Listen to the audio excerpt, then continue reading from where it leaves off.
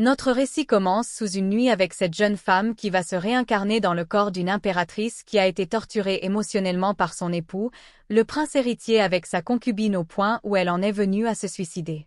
L'histoire commence avec l'impératrice pleurant et suppliant Sa Majesté l'Empereur de ne pas commettre l'acte odieux auquel il s'apprête à s'y prêter. Elle fait comprendre à celui-ci qu'elle est l'impératrice de cet empire. La mère de la nation et son épouse par-dessus tout. Elle veut savoir pourquoi il lui inflige ce traitement. L'empereur Alexander Grandiac Chaya-Lécha le Castille lui fait savoir qu'elle n'a pas à être si arrogante car pour lui il n'a jamais vu Dame Rosélia comme sa compagne. Il fait remarquer aussitôt que l'impératrice Aïcha est également ici. La femme lui fait remarquer que Dame Aïcha n'est qu'une simple concubine car c'est elle l'impératrice. L'empereur, une concubine? Quelle idiote vous faites, Rosélia. Vous rêvez.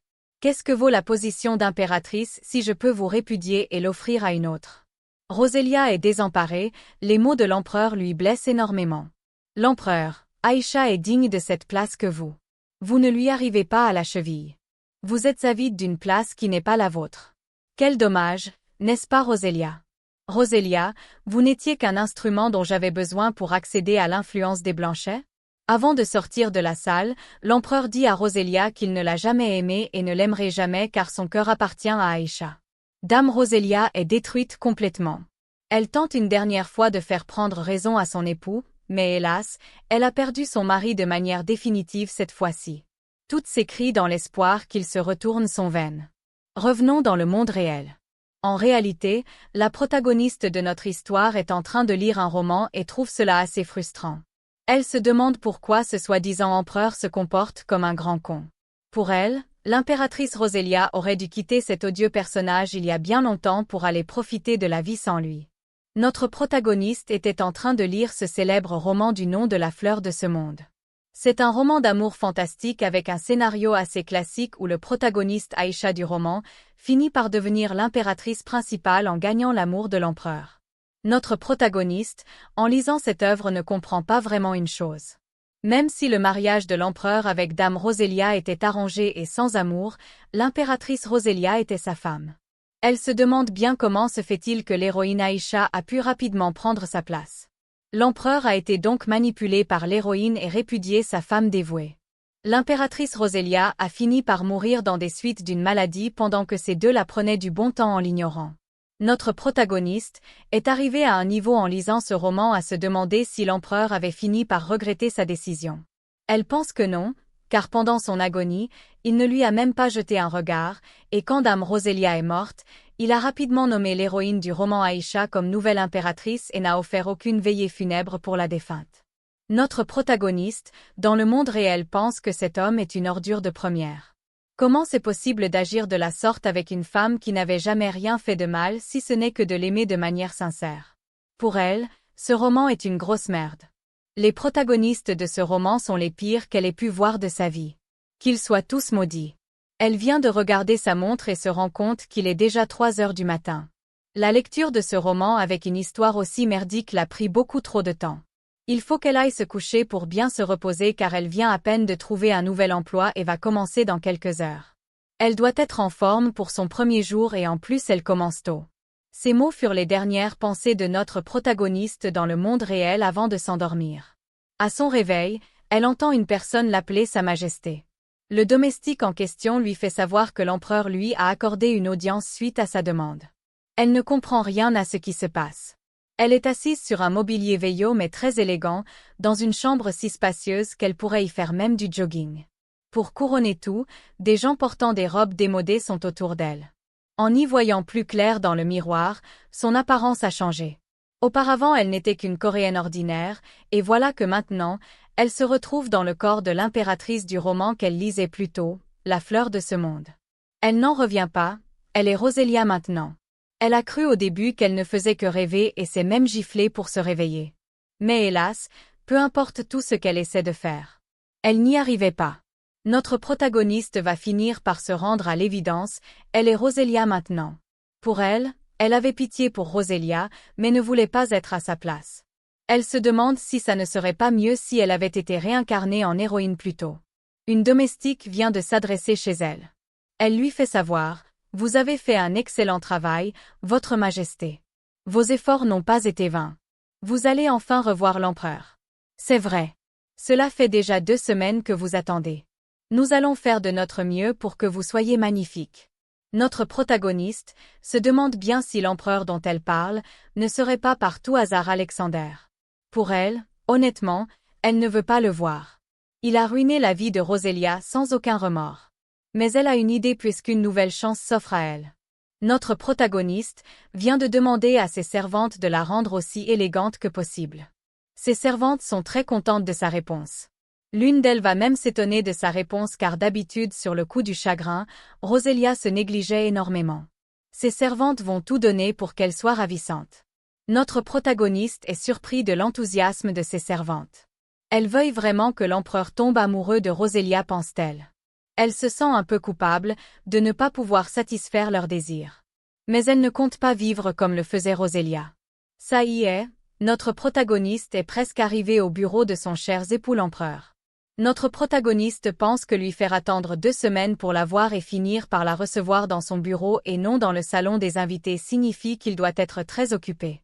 Pour elle, l'empereur ira droit au but et la laissera partir. En plus, cette rencontre est sans importance pour elle, elle n'est pas Roselia. Une fois entrée, sans perdre du temps, l'empereur remarque sa présence. Elle est éblouie par la beauté et le charisme de l'empereur. L'empereur lui demande pourquoi elle voulait le voir exactement. Notre protagoniste lui demande s'il doit y avoir une raison particulière pour qu'une femme veuille voir son époux. L'empereur dit qu'il comprend parfaitement ce sentiment et lui demande de s'asseoir. Pour notre protagoniste, le plus important dans un nouvel environnement, c'est l'information. Dans son ancienne vie, notre protagoniste a lutté dans un environnement défavorable. Avant de rencontrer l'empereur, elle a essayé de rassembler un maximum d'informations pour évaluer la situation. Quand elle a fait un bilan de la relation entre Alexander, Roselia et Aïcha, elle a compris que l'histoire originale était encore dans ses prémices. Ça ne faisait que quelques mois que Aïcha était arrivée au palais impérial. Et rapidement Alexander s'était intéressé à elle. L'empereur fait remarquer à notre protagoniste qu'elle semble un peu différente. Aussitôt, la fille lui répond qu'effectivement il a raison. Pour notre protagoniste, la chose qu'elle doit faire à présent est très évidente avant qu'il essaie de la détruire. Surpris par ces mots, l'empereur demande à Roselia ce qu'il vaut un tel changement. Sans répondre à la question de l'empereur, notre protagoniste vient de demander le divorce à l'empereur. Pour elle, il faut qu'elle laisse la route libre à l'amour naissant entre les protagonistes de l'œuvre sans être un obstacle pour eux. L'empereur n'en revient pas de ce qu'il vient d'entendre. Il demande à Dame Roselia qu'elle lui répète ce qu'elle vient de dire. Aurait-elle oublié à qui elle fait face actuellement, demande-t-il. Il fait savoir à celle-ci que ce n'est pas un endroit approprié pour faire de telles blagues. Notre protagoniste aurait dû s'en douter qu'avec sa posture et son ego, il allait dire cela. Depuis que ce cher Alexander et Roselia se sont mariés, Dame Roselia s'est toujours occupée de tout, sans se plaindre une seule fois. Elle s'est donnée corps et âme, dans l'espoir de recevoir l'amour de l'empereur. Mais celui-ci a quand même choisi Aïcha. Pour notre protagoniste, l'empereur ne sait pas que les choses ont changé. Elle n'est plus la Roselia fragile qu'il a connue. Elle fait savoir à l'empereur qu'il n'y a rien d'amusant dans tout cela. Cette demande n'est que le résultat d'une réflexion mûrement faite. Elle est arrivée à la conclusion qu'elle n'est pas faite pour être impératrice. Elle espère que Sa Majesté l'empereur va la comprendre. L'empereur ne comprend pas ses propos. Il demande à Dame Roselia ce qu'elle veut exactement dire lorsqu'elle dit ne pas être faite pour ce rôle. Comment peut-elle dire cela alors que ça fait déjà 3 ans qu'elle remplit cette fonction? Et là soudainement vous voulez arrêter, demande-t-il. Notre protagoniste fait savoir à l'empereur qu'elle ne se sent ni à la hauteur, ni apte à occuper ce poste encore longtemps. D'un regard poignant, notre protagoniste pense que Sa Majesté l'empereur a enfin réalisé que ce n'était pas une blague. L'empereur resta silencieux pendant un moment. Ensuite, demanda à Roselia si elle ne serait pas en colère contre lui car il n'est pas venu la voir ces 2 dernières semaines. La fille se demande bien quel genre de connerie il est en train de lui sortir là. L'empereur lui fait savoir qu'il est navré, mais il pense que Roselia est censée savoir que leurs voisins ont tenté de pénétrer leurs frontières ces derniers temps. Mais à l'avenir, il va essayer de lui accorder un peu plus de temps. Il fera de son mieux pour être un mari parfait. Notre protagoniste était déjà préparée à cette situation. Elle ne doit pas se faire avoir. Ce que l'empereur dit est vide de sens. En réalité, il ne dit que ce qu'elle a besoin d'entendre. Elle n'a pas intérêt à céder. Croire en ses mensonges lui serait fatal, surtout qu'elle connaît déjà comment l'histoire se déroule. Notre protagoniste fait comprendre à l'empereur qu'elle ne doute pas qu'un homme de sa tranche ne puisse pas la remplacer rapidement. L'Empire ne manque pas de femmes taillées pour ce poste. L'empereur fait savoir à notre protagoniste qu'elle n'a pas à s'inquiéter. Aïcha n'est ici qu'en tant que représentante du Saint-Siège. Qu'elle n'oublie pas que les concubines sont avant tout des outils diplomatiques. De plus, ça ne fait que 6 mois qu'elle est parmi eux. Elle n'a pas les épaules pour assumer une telle responsabilité. Donc Rosélia, laissez-moi vous le répéter, vous n'avez rien à craindre d'elle, dit l'empereur. Comme si notre protagoniste allait croire ce qu'il sort de la bouche de cet homme. C'est une pourriture. Pense-t-il que je suis en train de faire une crise de jalousie? Pour notre protagoniste, cet homme est un idiot. Elle ne connaît pas Aïcha, et n'a que faire d'elle. La fille se répète encore une fois à l'empereur. Je souhaite simplement que nous divorcions, car je ne mérite pas cette place. Laissez-moi me retirer de la vie mondaine. J'espère que vous comprenez votre majesté. L'empereur demande à Rosélia ce que va penser le duc Blanchet. Notre protagoniste avait oublié cet élément dans sa stratégie. Le duc Blanchet est le père d'Rosélia. Autrefois, la famille ducale était l'une des plus importantes de l'Empire, connue pour sa loyauté sans faille envers son monarque. Cependant, il y a un millénaire, les Blanchet ont perdu la confiance de l'empereur de l'époque et sont tombés en disgrâce. C'est cette situation qui a poussé le duc Blanchet actuel à offrir sa fille aînée à la famille impériale. Notre protagoniste, malheureusement, ne sait rien de l'accord qu'ils ont passé pour son union. Néanmoins, elle sait qu'il n'a pas tort, la famille Blanchet n'hésitera pas à s'opposer à ce divorce. Pour elle, cette histoire ne la concerne pas vraiment. Après tout, ce n'est pas sa famille. Quel genre de parents considèrent leur fille comme un objet dans des négociations politiques? Notre protagoniste fait savoir à l'empereur qu'elle est consciente qu'en vertu de la loi impériale, l'accord des deux familles est nécessaire pour faire valider un divorce. Elle lui demande de l'excuser si elle se trompe. L'empereur lui fait savoir que dans toute l'histoire de l'Empire, il n'y a eu que très peu de divorces impériaux. Il ne sait pas vraiment comment cela va se dérouler. Il n'avait pas vraiment imaginé qu'elle veuille vraiment divorcer. Dans tous les cas, c'est hors de question. Elle est l'impératrice, elle ne peut pas quitter son poste comme bon la semble. Il ne sait pas ce qui lui est passé par la tête, mais qu'elle oublie cela. L'Empire ne peut pas la remplacer d'un claquement de doigts. Notre protagoniste vient de comprendre qu'il ne compte pas abandonner. Elle se demande en quoi c'est si difficile de divorcer dans ce monde. L'empereur dit à Rosélia qu'ils en reparleront plus tard. Mais si elle a besoin de quoi que ce soit, qu'elle n'hésite pas à lui dire. Il s'engage à lui donner tout ce qu'elle veut, mais ils ne divorceront pas. Notre protagoniste, tout ce que je veux? Est-ce là un signe de votre bonté? L'empereur lui fait savoir qu'il est le dirigeant de cet empire, comment pourrait-il mentir à son impératrice? Notre protagoniste est contente, elle fait savoir à l'empereur qu'elle peut donc tout demander ce qu'elle souhaite, tant que cela n'inclut pas leur divorce. L'empereur lui dit oui, il n'a qu'une seule parole. Elle vient de s'incliner devant l'empereur et lui dit « Gloire au soleil » de l'Empire. En sortant du bureau de celui-ci, elle pense que c'est un bon début. Elle ne s'en sort pas si mal après tout. Mais elle ne doit pas perdre son objectif de vue. S'il ne veut pas divorcer, alors elle fera en sorte qu'il ne puisse faire autrement. Notre protagoniste est en plein réflexion, elle pense qu'elle a besoin d'un nouveau plan. Elle vient de voir au loin une femme qui s'approche dans sa direction. Sa description lui dit quelque chose. De longs cheveux noirs et des yeux sombres, si innocents, et un corps frêle. C'est bien elle, c'est Aïcha le protagoniste du roman. À la voir, notre protagoniste comprend qu'elle vient voir l'empereur, sans avoir rendez-vous au préalable. Elle a l'impression de faire face au diable. Pour elle, peu importe, elle s'en fout d'elle. Elle n'a qu'à rien faire. Elle n'a qu'à l'ignorer et partir de là. Dame Aïcha vient de lancer la conversation.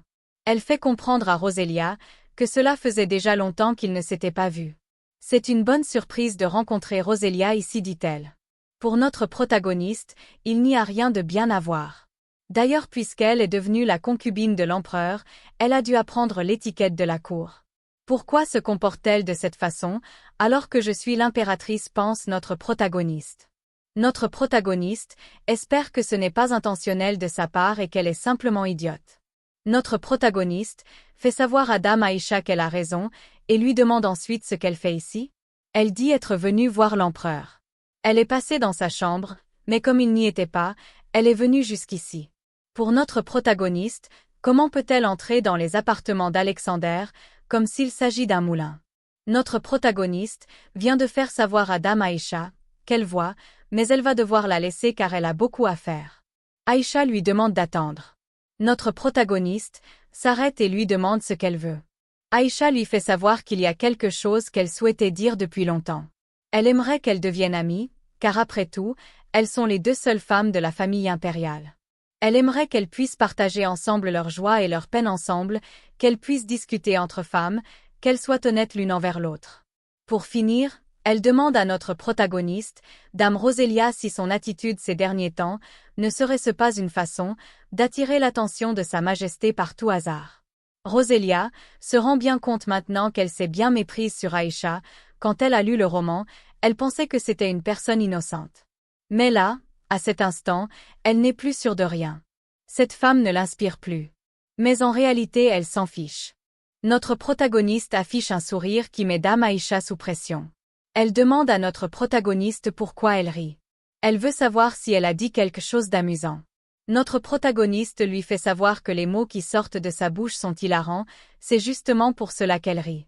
Notre protagoniste lui fait savoir que si elle pense réellement qu'elle a du temps pour des futilités pareilles, se rapprocher d'elle pour attirer l'attention de l'empereur, c'est vraiment utopique.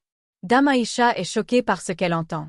Elle demande à notre protagoniste si l'attention de l'empereur ne signifie vraiment rien pour elle. Celle-ci lui fait savoir que c'est exact, elle n'en a rien à faire de ça. Qu'elle en fasse comme bon lui semble avec lui. Elle n'a pas besoin de ses faveurs et s'en fiche de ce qu'ils peuvent faire ensemble. Pour notre protagoniste, peu importe qu'ils s'aiment pour toujours et qu'ils finissent heureux, tant qu'il l'ignore gentiment, elle fera tout pour devenir la méchante de l'histoire. Sa Majesté l'Empereur a dit qu'elle pouvait faire ce qu'elle voulait, elle ne compte pas s'en priver pour le mettre sur la paille. De surcroît, elle ne pense pas être capable de rentrer dans son ancien monde. Alors, autant mieux profiter. Nous sommes le lendemain, des servants sont en train d'aménager des cartons dans le palais de Dame Aïcha. Elle demande à savoir ce que cela signifie. Dame Rosélia lui demande si ce n'est pas évident.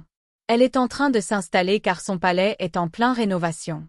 Dame Aïcha ne comprend pas, elle demande pourquoi c'est dans son palais à elle qu'elle vient pour s'installer exactement. N'a-t-elle pas un autre endroit où aller vivre? Notre protagoniste est content de sa première décision en tant que super méchante. La tactique consistait juste à venir empiéter sur les plates-bandes d'Aïcha en s'installant au palais des concubines.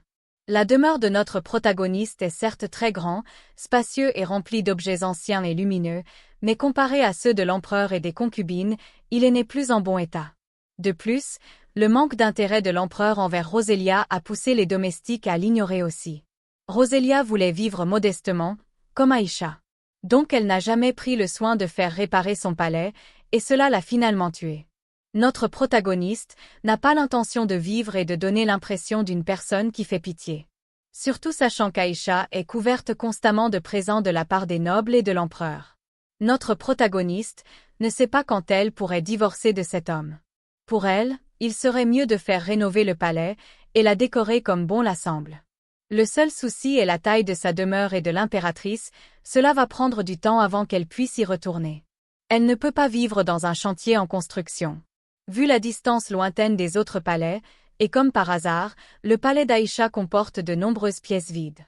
C'est comme cela que notre protagoniste avait décidé de cohabiter car après tout, elle est l'impératrice et elle peut faire tout ce que bon la semble.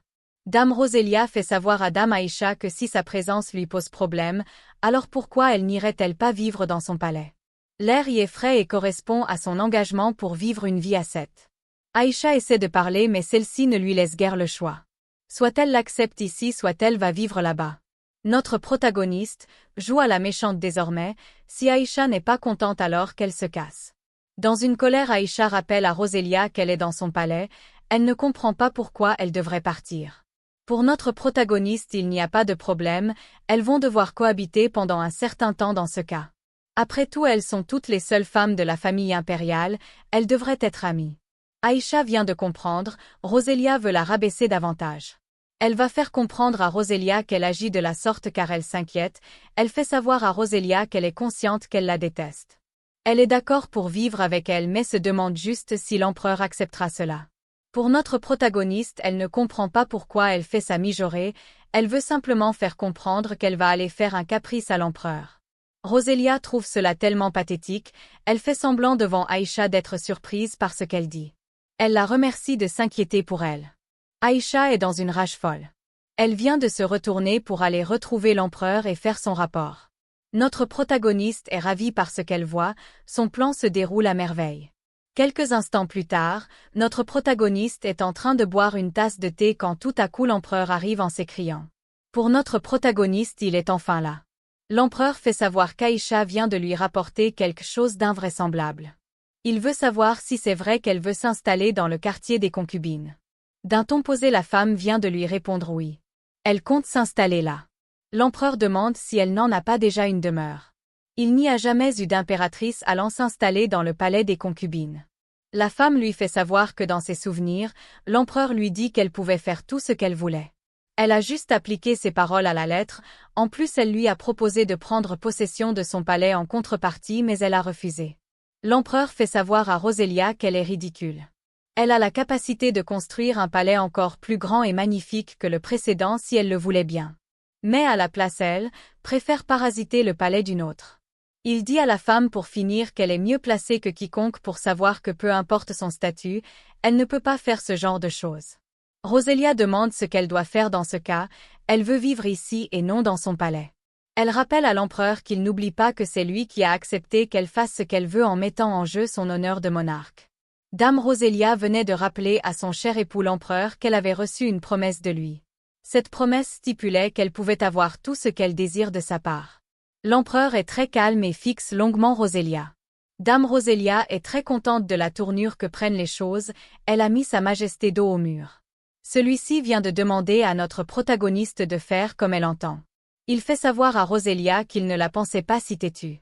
Pour Dame Roselia, c'est une victoire, chose qu'elle ne cache pas en affichant un énorme sourire. Mais dans ses pensées, elle pense que cette situation n'est pas bonne pour elle car son cher époux, l'empereur est prêt à se plier à ses demandes les plus folles juste pour ne pas divorcer. Mais notre protagoniste pense que ça ne vaut vraiment pas la peine d'y prêter attention pour le moment. Dame Roselia fait savoir à l'empereur que sa décision est vraiment avisée. Celui-ci lui fait savoir que vivre sous le même toit avec une autre femme ne va en aucun doute être facile. Il demande à Dame Roselia de se faire la plus discrète, au moins pour préserver l'honneur de la famille impériale.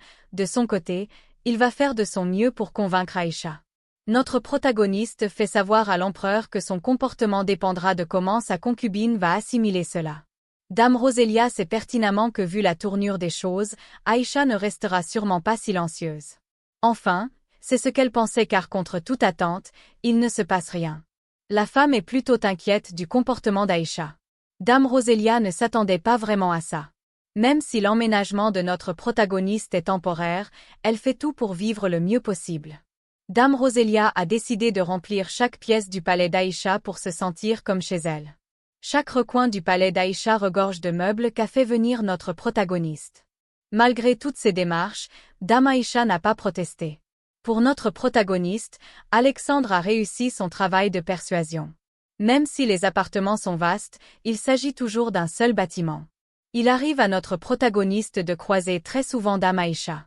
Mais à chaque fois, Dame Aïcha ignore tout simplement notre protagoniste et évite la confrontation. Dame Roselia voit à quel point Dame Aïcha est étouffée par l'injustice, mais se force à rester silencieuse. Du coup, elle préfère encore qu'elle l'embête. Quand elle pense que l'empereur fait tout ça pour qu'elle ne prononce plus ce mot de divorce, ça la fait se poser des questions. Elle se demande si son cher époux n'acceptera pas le divorce quel que soit ce qui se passe. De toutes les façons, dans le roman, Roselia, dont l'existence se résume à être comparée à Aïcha finira par être rejetée comme une moins que rien. Pour notre protagoniste, c'est inacceptable. Elle doit tout faire pour quitter cet endroit au plus vite, même si pour cela elle doit devenir encore plus mauvaise. Dame Roselia vient de demander à ses domestiques qu'elle voudrait de nouveaux vêtements. Qu'on lui appelle quelqu'un qui pourrait le lui confectionner cela. Elle pense qu'une bonne méchante qui se respecte doit vivre dans le luxe. Des bruits se font entendre dans le couloir par les couturiers venus de tous parts pour présenter des tissus à Dame Roselia. L'un d'eux fait remarquer à un de ses confrères que l'impératrice a convoqué selon lui tous les meilleurs couturiers de l'Empire. Il a même entendu dire qu'elle se serait débarrassée de tous ses vieux vêtements et bijoux. Elle a même donné ce qui restait à ses servantes et aux employés. Pour lui, tous les gens présents ici sont là pour renouveler la garde-robe de l'impératrice et ses parures. Un couturier réputé de l'Empire vient de présenter ses respects à Dame Roselia, il présente ensuite une robe de sa collection et veut savoir ce qu'elle en pense. Pour lui, cette robe s'accorde merveilleusement bien aux cheveux rouges de l'impératrice. Il demande ensuite qu'elle jette aussi un coup d'œil à son catalogue car elle trouvera de très bons produits dignes d'elle. Notre protagoniste pense que les couturiers de luxe ont vraiment quelque chose de particulier. Ses vêtements sont si précieux et sont d'une incroyable beauté. Elle n'avait jamais porté quelque chose d'une portée pareille dans son ancienne vie. Son père lui faisait savoir qu'il avait travaillé si dur pour envoyer son grand frère étudier à l'étranger. Donc elle devait travailler aussi pour aider son frère. Sa mère quant à elle lui rappelait à l'occasion que son père est désormais à la retraite et son grand frère ne venait presque plus à la maison depuis qu'il est parti. Elle a eu la chance d'entrer dans une université de son choix, mais pour son grand frère ça n'a pas été le cas. Ses parents n'hésitaient pas à demander à savoir si elle n'avait pas de la peine pour lui. Notre protagoniste dans son ancienne vie finit par quitter la maison familiale sur la pression constante de ses parents. Mais même après avoir quitté le domicile familial, notre protagoniste avait continué à envoyer de l'argent à sa famille. C'est avec ce passé que notre protagoniste pense comprendre ce que ressentait Roselia. Mais elle sait très bien qu'elles sont deux personnes différentes. Quand notre protagoniste dans sa vraie vie doit acheter un vêtement à 3000 wons, soit 22 €, elle doit s'inquiéter pour son loyer. Mais en tant que Dame Roselia, elle a l'impression de devoir accepter ses vêtements en se prosternant. Roselia pense qu'elle ne doit pas montrer qu'elle est impressionnée. Roselia est l'impératrice. Si elle leur montre qu'elle n'est pas habituée au luxe, ils se méfieront sûrement d'elle. Le couturier veut savoir ce que pense l'impératrice de ses créations. Pour lui, ce genre de broderie est presque impossible à trouver dans la capitale. Notre protagoniste lui fait savoir qu'elle est certes certaine de ce qu'il dit, et n'en doute pas. Le couturier vient de comprendre que l'impératrice est un peu hésitante, il fait savoir à celle-ci qu'il est certain que son expertise ne la trompera jamais dans ses choix. Notre protagoniste se sent un peu coupable en cet instant, mais elle n'a pas d'autre choix si elle veut sortir saine et sauve dans ce palais. Elle vient de jeter le catalogue du couturier au sol et lui fait savoir que qui d'autre que lui serait capable de créer des vêtements aussi laids. Le couturier demande à l'impératrice de lui excuser pour ce qu'il a fait. Roselia lui dit qu'elle serait la risée de toute la cour impériale si elle sort vêtue de cette robe de campagnarde. Elle lui demande par la suite s'il n'est pas sérieusement venu ici au palais pour lui présenter ces affreux bouts de tissu. Pour elle, le couturier doit être en mesure de lui fabriquer un vêtement plus portable que tout ce qu'il a montré jusque-là. Le couturier est confus par ce que dit Dame Roselia au point où il n'arrive pas à croire qu'elle traite son chef-d'œuvre de bout de tissu quelconque. Dame Roselia lui demande s'il n'a rien d'autre pour elle. Le couturier n'a rien d'autre pour aujourd'hui. Mais il pense que si la dame lui accorde 2 mois, il pourra créer une nouvelle robe. Dame Roselia, 2 mois? Êtes-vous tombée sur la tête? Donc vous me demandez de porter les mêmes tenues en attendant? Vous mentez pour sauver votre peau. Pourtant j'ai entendu Aïcha se vanter d'avoir un rendez-vous avec vous la semaine prochaine. En général, les vêtements portés par les nobles sont précommandés. Les tenues choisies sont ensuite retirées des catalogues. Les nobles détestent porter la même tenue que les autres. Chaque vêtement est une pièce unique faite sur mesure pour une seule personne. En ce moment, l'étoile montante de la noblesse est Aïcha. C'est une cliente importante pour les couturiers de l'Empire. Les tenues uniques propulsent les mondaines populaires sous les feux de projecteurs et même dans les journaux. Dame Roselia pense qu'il doit travailler en ce moment sur un modèle qu'il présentera à Aïcha la semaine prochaine. Pendant que notre protagoniste marmonne, le couturier vient dire à Dame Roselia qu'il pense que les modèles présentés sont ceux qui l'avont le mieux. Dame Roselia a compris son jeu. Selon elle, vu son insistance, Roselia ne pense pas que ce modèle soit déjà réservé pour quelqu'un d'autre. La stratégie du couturier est claire. Pour elle, il ment à la première cliente en disant qu'il n'a aucun autre modèle en réserve. Donc Roselia est mise à l'écart au point d'être traitée sans vergogne? C'est de l'insolence pour notre protagoniste, c'est à elle de décider si ça la va ou non. Elle vient de demander au couturier ce qu'il en est des modèles qu'il garde pour ses clients exigeantes. Le couturier a compris qu'il vient de se faire démasquer, mais c'est inutile. Roselia lui fait savoir qu'il n'a aucun respect pour son impératrice. Elle lui rappelle qu'elle est à la tête de cet empire. Dame Roselia, comment osez-vous? Il est grand temps de vous rafraîchir la mémoire. Le couturier supplie Dame Roselia de ne pas faire ça. Il va de ce pas demander à ses assistants de l'apporter d'autres tenues. Quelques instants juste après, elle a fini par choisir ce qu'elle veut maintenant. Le couturier fait savoir qu'il en possède 14 modèles disponibles, il aimerait savoir lequel lui plaît. Dame Roselia lui demande de tout lui apporter. Le couturier sans le savoir fait semblant de ne pas avoir bien compris. La femme lui dit qu'elle n'aime pas se répéter, elle veut tout. Dame Roselia veut jouer son rôle à fond et tout prendre. Elle compte les revendre une par une, discrètement pour avoir assez d'argent après son divorce. Dans la salle de réunion, une voix se fait entendre, c'est celui du ministre des Finances. Le ministre des Finances, saviez-vous combien d'argent Sa Majesté l'impératrice a dépensé cette fois-ci? Apparemment elle s'est offerte une multitude de bijoux de luxe, en plus de ça, elle a payé 3 fois plus que le prix d'origine. Elle devrait dépenser décemment pour préserver sa dignité. Au lieu de ça, elle a dépensé l'équivalent de 0,02% du budget militaire en une seule journée. L'empereur Alexandre est très calme et continue d'observer le ministre des Finances faire son rapport. Un autre ministre vient de prendre la parole, il fait savoir à l'empereur que ses propos peuvent sembler idiots, mais il va dire tout haut, ce que tout le monde pense bas. Pour lui, l'impératrice Roselia de Castille s'est toujours bien comportée de manière irréprochable jusqu'à maintenant. Mais cette fois, il pense qu'ils ne doivent pas la laisser continuer comme cela. Le ministre des Finances, bien sûr, cela n'engage que moi, mais je pense que Sa Majesté n'a pas le profil requis pour être impératrice. Pardonnez mon audace, mais votre concubine Aïcha Crescente de Castille serait bien meilleure au poste de mère de la patrie. L'empereur demande à tout le monde de la fermer. Est-ce que vous avez tout terminé de raconter des conneries? L'empereur Alexander, je vous ai écouté jusqu'à la fin car j'étais curieux de voir jusqu'où vous iriez dans vos propos, j'ai bien cru qu'il n'y aurait pas de fin. Quel moulin à parole, dans les anciens recueils de poèmes, il était dit que la grandeur de Castille ne pouvait être comparée qu'à l'empire légendaire d'Icare. On disait aussi que même la grande rivière d'or de Nyxo ne pouvait égaler cette richesse, et que même si le continent était réduit à néant, notre empire survivrait par son abondance. Le ministre des Finances veut se justifier mais Sa Majesté ne lui donne plus l'occasion. L'empereur Alexander, notre pouvoir financier est réputé pour être plus puissant que la rivière d'or de Nyxo, mais il ne pourrait pas couvrir les dépenses de l'impératrice? Je suis Alexander II, et cet empire est le mien. Qui êtes-vous pour oser essayer de le diriger à ma place? L'impératrice a toujours bien exercé son rôle de façon irréprochable. Comment peut-on lui en vouloir de se faire plaisir avec quelques robes? Lorsque je suis arrivé sur le trône, j'ai réuni autour de moi tous les génies de cet empire. Mais aucun d'entre vous ne semble être capable de reconnaître la lourde tâche de notre impératrice. Je l'ai choisie en tant qu'épouse et impératrice de ce pays.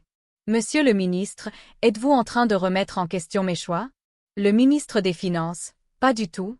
Jamais je n'oserais aller contre vos décisions, Majesté. C'est juste que l'avenir de notre empire m'inquiète, je me suis mal exprimé simplement. L'empereur Alexander, vous ne savez pas où se trouve votre place. Je vous ai laissé trop longtemps à un poste qui ne vous correspondait pas. Allez, sortez-le d'ici. Je vous remplacerai par quelqu'un de plus compétent. Vous n'êtes désormais plus ministre des Finances. Rentrez chez vous et restez y au moins 3 mois. Les gardes impériaux sont en train de faire sortir l'ancien ministre de la salle de réunion et du château, il essaie de demander à l'empereur de lui pardonner, mais c'est déjà trop tard, l'empereur a déjà statué à son sujet.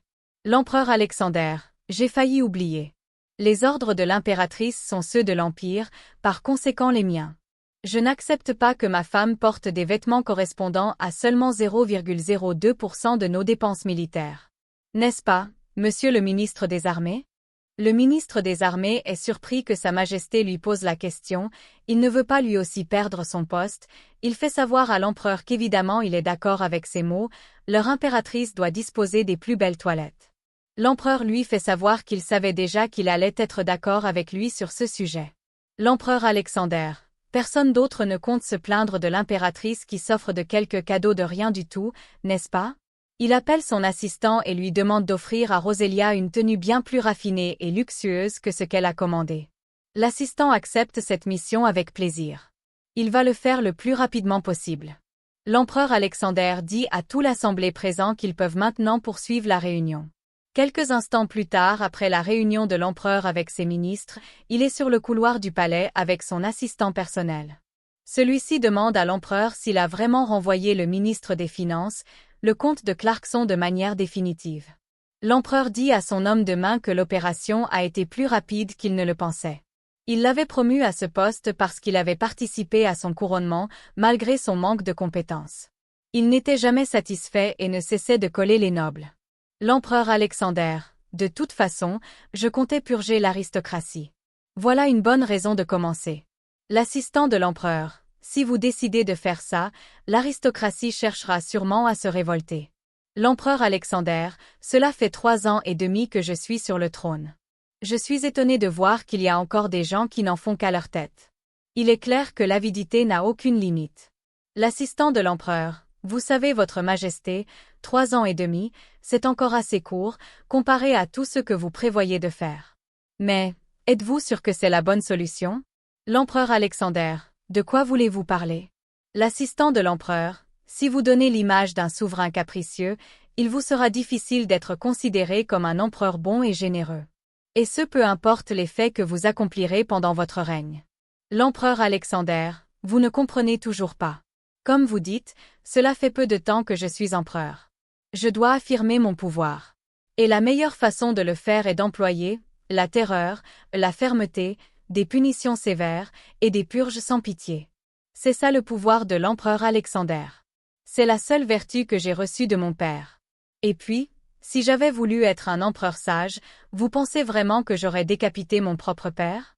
L'assistant reste silencieux, il ne sait quoi dire de plus, face à l'éloquence de l'empereur. Il se rappelle que cela fait déjà 3 ans et demi que l'empereur a tué son père et son frère après avoir calmé les tensions avec les barbares du Nord et étendu les frontières. De toute l'histoire de l'Empire, le pouvoir des chevaliers n'a jamais été aussi puissant.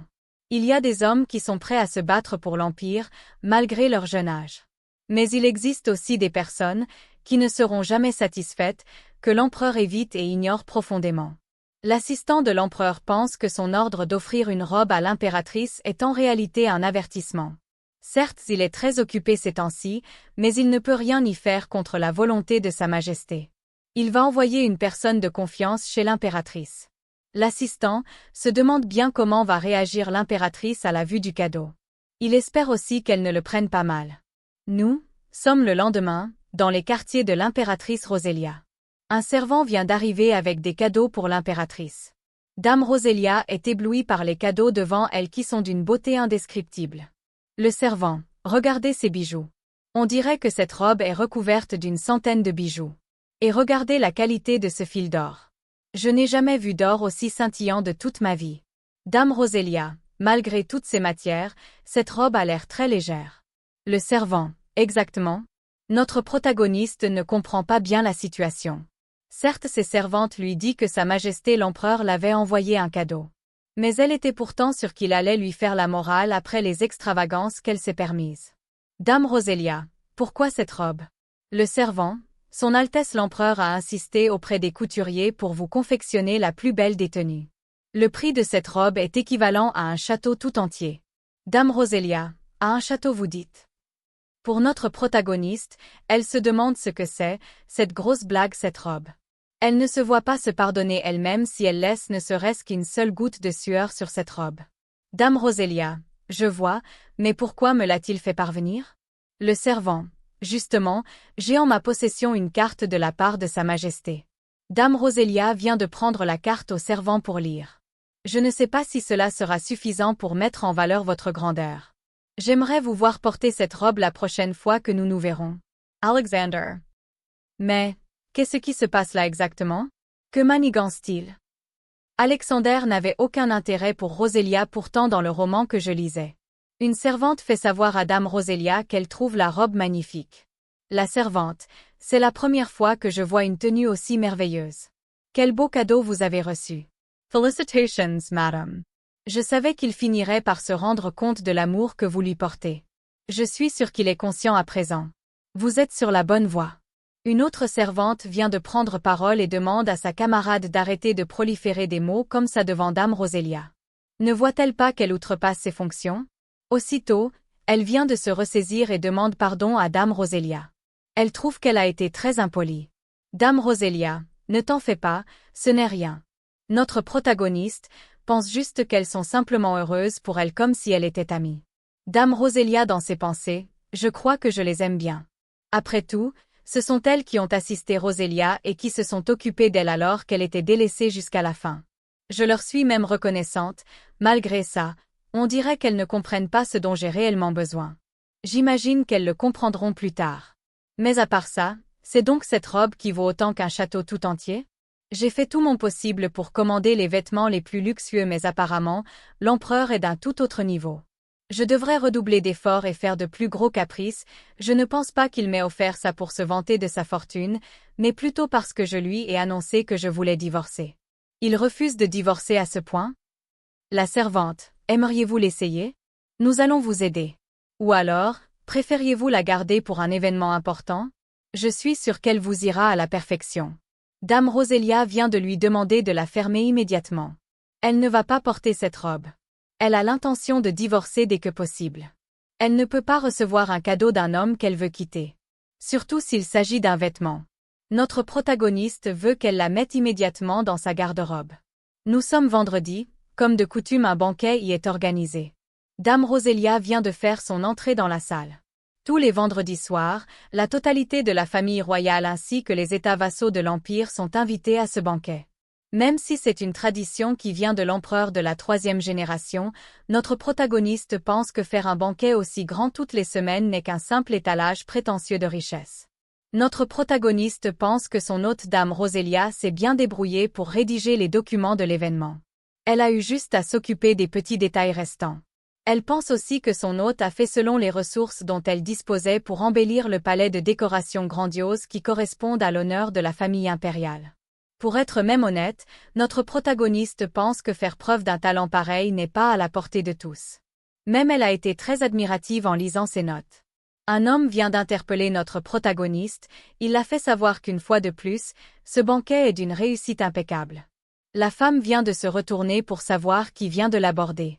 C'est le comte de Batlet. Le comte de Batlet, vous êtes très compétente, Votre Majesté. Notre protagoniste se rappelle de lui. C'est un personnage qui fait son apparition au début du récit.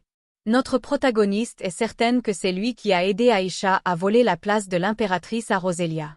Pour la femme, les mots qui sortent de sa bouche sont d'un ridicule sans précédent. Le comte ne comprend pas. Il se demande bien ce qui arrive à la femme. Le comte de Batlet, qu'est-ce qui vous amuse autant, Votre Majesté? Dame Rosélia, Monsieur le comte. Cessez vos faux-semblants, je vous prie. Vous pensiez vraiment que vos mots allaient me faire plaisir? Le comte de Batlet, pardon? Votre Majesté, qu'est-ce que j'ai fait de mal? Que voulez-vous dire par là? Je ne fais que vous saluer en vous montrant ma reconnaissance pour votre travail. Dame Rosélia, du jour au lendemain? Alors que vous ne l'étiez pas ces 3 dernières années? C'est très surprenant. Le comte essaie de se justifier, mais il est trop tard. Dame Rosélia vient de se retourner pour s'en aller. Elle ne veut plus qu'il l'obscure la vue. Dame Rosélia dans ses pensées, il aurait dû me saluer plus tôt s'il était réellement reconnaissant. Je ne sais pas pourquoi il vient me lécher les bottes d'un coup. Celle, envers qui il devait d'être reconnaissant n'est plus là. Notre protagoniste pense qu'elle ferait mieux d'arrêter d'y penser. Elle devrait plutôt s'occuper de ce pourquoi elle est là. D'un regard, la femme vient de remarquer Sa Majesté l'Empereur Alexander. Il est d'un éblouissement sans pareil.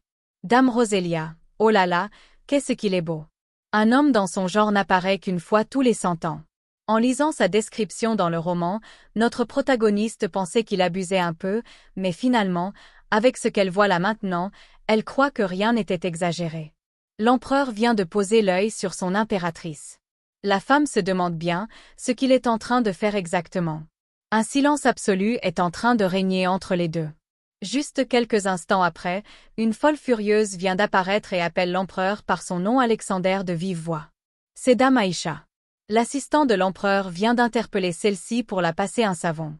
L'assistant de l'empereur, comment osez-vous, madame? Vous ne pouvez pas appeler Sa Majesté par son nom en public. Dame Aïcha, toutes mes excuses, monsieur. J'étais si heureuse de le voir que j'ai oublié les bonnes manières. Dame Aïcha fait savoir à l'empereur qu'il lui a manqué. Dame Rosélia dans ses pensées, c'est un peu irrespectueux de se comporter ainsi dans un tel lieu. Mais je vois que les gens ne s'en préoccupent pas vraiment. Après tout, c'est elle le personnage principal féminin. Dame Aïcha vient de lancer un regard intimidant vers notre protagoniste, celle-ci vient de remarquer et a compris. Elle veut tout simplement la provoquer. Dame Aïcha, vous me manquez, même si je suis avec vous tous les jours. J'avais si hâte d'être présente à ce banquet. Vous, moi et l'impératrice allons passer un bon moment autour de cette table. L'empereur Alexander, ce banquet a lieu tous les semaines, qu'est-ce qui t'excite tant? Dame Aïcha, j'aimerais qu'il ait lieu tous les jours. Toute la famille se réunit à cette occasion, vous le savez bien. Dame Rosélia, toute la famille? Elle croit vraiment que nous sommes une famille? L'empereur Alexander, Dame Aïcha, faites attention à ce que vous dites ici. Aïcha, pardon? Ai-je dit quelque chose de mal? Je ne sous-entendais rien en particulier. Pour notre protagoniste, les tentatives de provocation de cette pétasse sont minables. Elle ne veut pas lui porter le moindre intérêt, et de toute façon, elle est là ce soir pour une toute autre raison. La femme vient de verrouiller sa cible. Dame Rosélia, monsieur le marquis de Villerme? À peine répondu, la femme vient de verser son verre sur le marquis. Il essaie d'interpeller l'impératrice pour savoir ce qu'il se passe. Mais celle-ci d'un vilain sourire, lui fait savoir qu'elle est vraiment navrée de ce qui vient de se passer. Son verre a glissé de ses mains. Dame Rosélia, je suis vraiment désolée. Je ne pensais pas que le verre glisserait aussi facilement de mes mains. Le marquis de Villerme, non. Vous l'avez fait exprès, j'en suis certain. Dame Rosélia, vous réagissez ainsi, alors que je m'excuse auprès de vous? Je vous ai dit que c'était un accident. Le marquis de Villerme, non, mais... D'un sourire, la femme vient de lever sa main, et sans que le marquis ne comprenne ce qui se passe, elle vient de lui coller une gifle. Dame Rosélia dans ses pensées. Espèce de vieillard, comment as-tu osé toucher à mes servantes, alors que tu es père de famille? Notre protagoniste a suivi les plaintes de ses servantes qui disaient que le marquis ne s'arrête jamais, même quand elles refusent. La servante, qu'est-ce que je dois faire? Ces derniers temps, il envoie des lettres à mon adresse et vient même devant le chez moi, j'ai tellement peur. Après le travail, je n'ose pas sortir tout de suite par peur de me retrouver face au marquis. Une autre servante fait savoir qu'elle a entendu des rumeurs sur cet homme. Il aurait un penchant pour les jeunes filles. La servante, oui, et à cause de lui, la fille d'un comte a été forcée de se marier à une terrible famille. Cet homme est très puissant. Je n'ai aucun moyen de l'arrêter. Je commence à me demander si je dois démissionner et m'en aller loin d'ici. Notre protagoniste avait écouté les différentes plaintes de ses domestiques. Elle était révoltée contre ce marquis qui avait au moins 30 ans de plus que ses filles. Il ne se respecte pas et ose toucher à ses filles. Ce qu'elle avait entendu ce jour malgré elle, l'avait énervée au plus haut point. La femme pense qu'elle aurait été dans tous ses états si c'était arrivé à l'un de ses proches. Et dire qu'une de ses servantes est en train de subir ça. Elles ont toujours été présentes pour l'impératrice des 3 dernières années. Notre protagoniste avait désormais une mission, elle allait la venger dès que possible. C'est comme cela que pendant cette soirée, elle infligea une gifle au marquis. Tous étaient sans voix dans la salle. Dame Aïcha, ne devons-nous pas l'arrêter? Mais qu'est-ce que vous faites? Le marquis de Villerme, Votre Majesté, qu'est-ce qui vous prend? Vous ne pouvez pas faire ça. Dame Rosélia dans ses pensées, c'est la façon la plus rapide de la venger. De toute façon, personne ne peut m'en empêcher. Personne à part l'empereur. L'empereur Alexander vient d'interpeller notre protagoniste à vive voix. Celle-ci l'attendait déjà. D'un sourire. Elle vient de mettre un coup de pied au niveau des bijoux de famille de celui-ci. C'est un gros choc dans la salle pour tout le monde. Le marquis de Villerme est au sol et se tord de douleur. La femme pense qu'elle a bien fait de s'entraîner à viser correctement. L'empereur Alexander. Rosélia. Dame Rosélia, oui, Votre Majesté? Notre protagoniste se demande bien, que va faire l'empereur? Il est en train de la fixer avec une insistance déconcertante. La femme tremble et ne sait pas comment se comporter. Elle va reprendre son courage et demander à l'empereur ce qui se passe. Elle pense que l'empereur n'a pas l'air très content. C'est compréhensible, après ce que son impératrice vient de faire.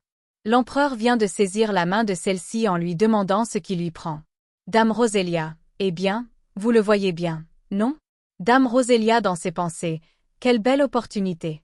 Non seulement j'ai donné une bonne leçon à cet abruti de marquis, mais en plus, je cause un incident qui le poussera à divorcer. Et puis, je n'ai pas eu le choix, j'ai dû aider Aïcha à se rapprocher de son objectif. Tu peux être heureuse, puisque je vais vous laisser tous les deux à présent. L'empereur fixe notre protagoniste pendant un petit moment et lui fait savoir par la suite qu'il espère que sa main n'a pas de douleur. La femme est perdue par ce qu'il se passe là actuellement avec Sa Majesté. La femme ne comprend pas, elle se demande si l'empereur est sérieux là maintenant. L'empereur Alexander, vous n'êtes décidément en sécurité nulle part. Qu'on appelle rapidement quelqu'un pour soigner la main de l'impératrice. L'assistant de l'empereur, oui, Votre Majesté. Notre protagoniste se demande si la situation actuelle la surprend toute seule dans la salle. Mais après avoir lancé un regard, elle comprend que non. Elle se demande ce qui arrive à l'homme. Dame Rosélia, Votre Majesté. Le marquis de Villerme devrait avoir une assistante médicale aussi, non? Il ne semble pas en grande forme. L'empereur Alexander, si c'est ce que vous voulez, d'accord. Le médecin royal vient de prendre en charge la main de Dame Rosélia. La femme ne comprend toujours pas. L'empereur a l'air de prendre soin d'elle. Dame Rosélia, ce n'est qu'une égratignure. Vous n'avez pas à vous inquiéter. Au final, la femme ne comprend pas pourquoi il ne la blâme pas pour ce qu'elle vient de faire. L'empereur Alexander, assurez-vous d'apporter le meilleur traitement à Rosélia. Le médecin, à vos ordres, Votre Majesté. La femme regarde Sa Majesté l'empereur et se demande bien à quoi il pense actuellement. L'empereur est juste là devant elle et affiche son plus grand sourire. Dame Rosélia dans ses pensées, non mais ça ne va pas. C'est quoi ce sourire? Si je n'étais pas énervée, ça aurait été une catastrophe. L'un des ducs dans la salle, Sa Majesté prend si grand soin de l'impératrice. Je ne savais pas que ça allait aussi bien entre ces deux-là. Il s'est passé quelque chose entre eux? Jusqu'à maintenant, l'empereur n'avait Dieu que pour Dame Aïcha. Un autre se demande bien comment l'impératrice s'est prise pour arriver à ce résultat. La femme est confuse, dans son fort intérieur, elle s'écrie du fait que rien ne soit de sa faute. Elle s'est juste comportée comme une garce. Le médecin, Votre main a été soignée, Votre Majesté. L'empereur Alexander, bon, puisque la main de l'impératrice va mieux, poursuivons le banquet. Rosélia, allons-y, le dîner a été assez retardé comme ça, vous devez tous avoir faim. L'empereur Alexander, permettez-moi. L'empereur vient de prendre Dame Rosélia par l'épaule, ce qui a particulièrement le don de mettre en rogne Dame Aïcha. Dame Rosélia pense que Dame Aïcha a l'air inquiet. En même temps, tout le monde est en train de chuchoter. Je vois déjà cette histoire dans le journal de demain matin. J'imagine qu'il contiendra un article plein de spéculations sur ma relation avec Alexander. Tout se passe beaucoup trop bien. Serait-ce parce qu'il fait attention à l'opinion publique suite à ma proposition de divorce? Je me sens complètement sur son emprise, pense notre protagoniste. L'empereur Alexander, ce n'est pas grand-chose, mais j'espère que vous vous régalerez. Ce banquet n'est pas synonyme d'affaires politiques, mais de simple échange entre membres de la cour impériale. Je vous prie donc de vous mettre à l'aise. Dame Rosélia dans ses pensées, ce n'est pas grand-chose? Je n'ai jamais vu autant de plats sur une table. Si les événements hebdomadaires sont fêtés comme ça, je me demande à quel point les événements annuels sont luxueux. Bon, mangeons. J'ai besoin d'énergie pour être au top de ma méchanceté. L'empereur Alexander, après ce qui s'est passé tout à l'heure, j'espère que vous apprécierez le repas. Dame Rosélia, merci Majesté. Dame Aïcha, votre robe est superbe, Votre Majesté. Elle a été faite par Charlotte et Collins, n'est-ce pas? J'ai entendu dire que vous aviez demandé 14 modèles. C'est vrai que les vêtements de cette boutique sont très élégants. Ça vous va à merveille. Personnellement, je préfère les modèles un peu plus simples. Je vous envie tant. Dame Rosélia dans ses pensées, est-elle en train de jouer à la fille modeste là? Je dois admettre que sa stratégie est efficace. Il est vrai qu'au début du roman, Aïcha était très souvent décrite comme une fille modeste et innocente. Par exemple, un jour, une noble s'est présentée avec un manteau en fourrure de vision. Dame Aïcha, ce genre de tenue luxueuse me met mal à l'aise. Je trouve que porter de la fourrure de lapin ou d'écureuil est bien suffisant.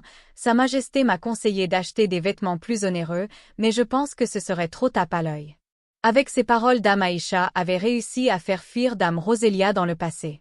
Lorsque j'ai lu cette partie, je me disais qu'elle était vraiment maladroite. Finalement, je crois qu'elle l'a fait exprès. Tout comme maintenant. Surtout qu'elle était supposée rencontrer les couturiers de Charlotte et Collins aussi. Est-ce qu'elle a oublié? L'empereur Alexander, en parlant de robe. Rosalia. Comment se fait-il que vous ne portez pas la robe que je vous ai offerte? Dame Roselia. Pardon? L'empereur Alexander. Était-elle, comme je pensais? Je veux dire insuffisante pour l'ampleur de votre beauté? Dame Roselia est stupéfaite par ce qu'elle est en train d'entendre. Pourquoi c'est à cet instant qu'il me lance ça? Hence, Dame Rosalia. Elle va se ressaisir et éviter de donner l'impression de ne pas s'entendre avec l'empereur. Toutes les hautes personnalités de la monarchie présentes sont contentes de l'entente entre l'empereur et l'impératrice Roselia. Pour la femme, si c'est comme ça que l'empereur veut la jouer, elle va faire en sorte qu'il ne parle plus jamais de ce cadeau. Dame Roselia, vous avez visé juste. Cette robe est trop simple pour une femme de mon envergure. Pour me plaire, il ne faudrait pas une robe d'une valeur d'un château, mais d'une ville tout entière. Qu'en pensez-vous? Tous sont sans voix face aux paroles de l'impératrice au point où elle-même pense que c'est impossible qu'il le prenne bien cette fois-ci. Ça c'est ce qu'elle pensait car contre toute attente, il ne réagit pas. Il lance juste un regard à Roselia et sourit. L'empereur Alexander, une ville? Rien que ça? Ce n'est évidemment pas suffisant pour vous.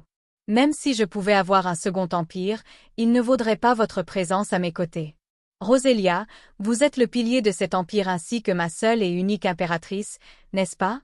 C'est une grosse catastrophe pour notre protagoniste. Elle veut savoir ce qui arrive à l'empereur. Dame Roselia dans ses pensées, est-ce qu'il insinue qu'une ville ne signifie rien? Je joue l'impératrice avide de luxe pour divorcer, pas pour ruiner les richesses de l'empire. Ça ne sert à rien si Alexandre me couvre de cadeaux, plus luxueux les uns que les autres. Pour notre protagoniste, s'il finit par l'offrir une robe qui vaut une ville entière, elle ne saurait comment gérer cela. Dame Aïcha vient d'intervenir, elle fait savoir à l'empereur qu'il n'a pas besoin de lui offrir une robe aussi onéreuse. Personnellement pour elle, une robe brodée avec des fils de soie la suffit amplement. Pour aller plus loin, elle pense que la valeur d'une personne ne change pas selon les vêtements qu'elle porte. Dame Roselia comprend parfaitement son jeu. Dame Aïcha, la seule chose que je souhaite, c'est de vous avoir à mes côtés. Peu importe le reste. Je ne possède ni or, ni argent, mais vous me traitez déjà comme un diamant. La salle est tout silencieuse d'un coup. Notre protagoniste se demande bien si elle n'en fait pas un peu de trop tout à coup. Elle se met tout à coup à vouloir obtenir ses faveurs? Même si Aïcha est puérile dans ses souvenirs, Roselia s'attendait à ce qu'elle soit un peu plus intelligente. Peut-être qu'elle est juste nerveuse de voir Alexandre s'intéresser soudainement à moi? Hans Rosalia. L'empereur Alexandre, qu'est-ce que tu racontes? Aïcha, tu dis ne rien posséder? Je t'ai donné assez d'argent pour être digne du titre d'impératrice de ce pays. Dame Aïcha s'excuse en voulant rattraper le coup, mais il est trop tard. L'empereur Alexandre, le fait que tu n'admettes pas détenir autant de richesses est une insulte envers ceux qui ne possèdent rien. Comment pourrais-tu assumer tes responsabilités à la tête du pays tout en niant avoir d'innombrables biens? C'est la raison pour laquelle être humble et modeste n'est pas vraiment une qualité pour un membre de la famille impériale. Pour notre protagoniste, ce revirement de situation est inattendu. Elle n'avait pas prévu cela. L'empereur Alexandre, agir de manière à ne pas compromettre l'autorité de la famille impériale est également dans l'intérêt de l'ensemble des sujets de l'empire. Est-ce que j'ai été assez claire, Aïcha? Pour la dame, c'est une honte les plus ultimes, elle serre tellement ses vêtements forts qu'elle risque de leur déchirer sous le coup de la pression. Dame Aïcha d'une voix plus douce, signale à l'empereur qu'elle a compris et ne s'y prêtera plus à ce genre de jeu. Pour Roselia, elle pense qu'elle n'a pas compris. À la moindre petite occasion, elle continuera à se comporter de la même manière. D'un autre côté, Dame Roselia se demande si Alexandre aurait pu avoir ce genre de remarques à Dame Aïcha dans le roman. Elle pense que non. De surcroît, tout le monde dans la salle est surpris de son comportement envers elle. Pour le moment, il faut qu'elle mange. Les paroles d'Aïcha étaient trop stupides pour Alexandre, pense-t-elle. L'empereur Alexandre, que faites-vous? Poursuivons les festivités. Dame Roselia dans ses pensées, bon, je dois admettre qu'il m'a surprise. Je ne m'attendais pas à ce qu'il parle de noblesse obligée. Moi qui croyais que c'était juste un empereur autoritaire. L'empereur Alexandre, j'ai invité tant de monde ce soir, n'y a-t-il personne qui veuille trinquer avec moi? À la voix de l'empereur, tous lèvent leurs verres et se précipitent pour le suivre. Dame Roselia est impressionnée car il a un don pour changer l'ambiance à sa guise. Elle ne veut pas perdre face à lui. Elle pense qu'elle va continuer son petit jeu de garce jusqu'à ce qu'il s'épuise. Dame Rosalia. Ma soup a refroidi. J'exige qu'on me la réchauffe. Et retirez tous ces plats à base d'agneau. Ça m'écœure. Retirez-moi aussi toutes les arêtes de la dorade, afin que je puisse manger tranquillement. Je préfère une cuisson mi-saignante pour mon steak, et des tomates sans peau. Je ne digère pas la peau de tomate. Un des nobles en chuchotant, fait savoir à son ami qu'il ne savait pas qu'elle était si difficile à vivre. L'autre lui dit que sa majesté était si sage auparavant, mais ces derniers temps, il ne comprend plus rien à ses agissements. Elle qui avant était si élégante, si clémente et silencieuse. Il veut comprendre pourquoi elle a autant changé? Avant elle pensait toujours aux gens de l'Empire avant sa propre personne. Contrairement à elle, Dame Aïcha n'est pas du tout difficile, pense ce noble. Il va tellement loin qu'il dit à son ami que même la manière de se goinfrer de Dame Aïcha est respectable par rapport à l'impératrice. Dame Rosélia dans ses pensées, je vous signale que j'entends tout. J'ai faim, que puis-je y faire? En tant que Coréenne, l'heure du repas est très importante pour moi. Je dois prendre des forces pour être une méchante parfaite. L'empereur est très calme et ne fait juste que observer simplement son impératrice Dame Rosélia. Merci à tous d'avoir suivi cet épisode avec nous, jusqu'à la fin. Nous sommes obligés de nous arrêter ici pour le moment. Avant de terminer, nous vous recommandons de vous abonner, de laisser un gros pouce bleu et partager la vidéo. Des projets épiques sont en cours d'élaboration pour vous combler au grand max. À bientôt.